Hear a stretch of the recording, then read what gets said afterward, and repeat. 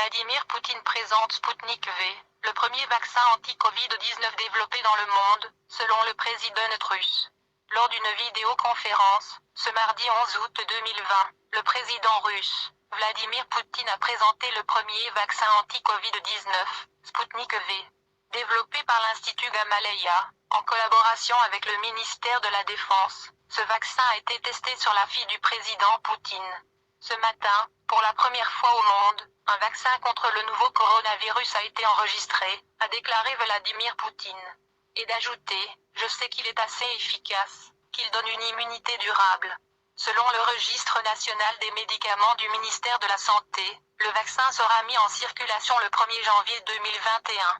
Sputnik V, V comme dans vaccin, a été choisi, en référence au premier satellite artificiel de la Terre lancé par l'Union soviétique en 1957. Il s'agit d'un vaccin à vecteur viral, c'est-à-dire qu'il utilise comme support un autre virus qui a été transformé et adapté pour combattre le Covid-19. Il utilise l'adénovirus, une technologie également choisie par l'Université d'Oxford. Des essais cliniques sur plusieurs milliers de personnes allaient continuer, a affirmé le ministre russe de la Santé, Mikhail Murashko. Pendant près de 2 mois, des essais cliniques ont été effectués chez l'homme. Mais jusqu'ici, aucune étude détaillée des résultats de ces essais n'a été publiée.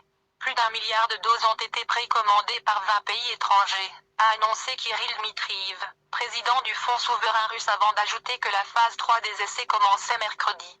L'Organisation mondiale de la santé, OMS, a déjà engagé la discussion avec les autorités russes de la procédure en vue d'une éventuelle préqualification du Sputnik V, c'est-à-dire voir s'il satisfait aux normes de qualité, d'innocuité et d'efficacité définies par l'OMS. D'un autre côté, des scientifiques étrangers sont préoccupés par la rapidité de la mise au point d'un tel vaccin et l'OMS a appelé au respect de lignes directrices et directives claires en matière de développement de ce type de produit. Pour rappel, il y a environ 2 semaines depuis que la Russie a été accusée par les services de renseignement britanniques, canadiens et américains d'avoir tenté de pirater plusieurs centres de recherche qui travaillent sur des vaccins contre le Covid-19 dans ces 3 pays. En savoir plus. 11 août 1912. Funérailles de Cincinnatus-le-Comte.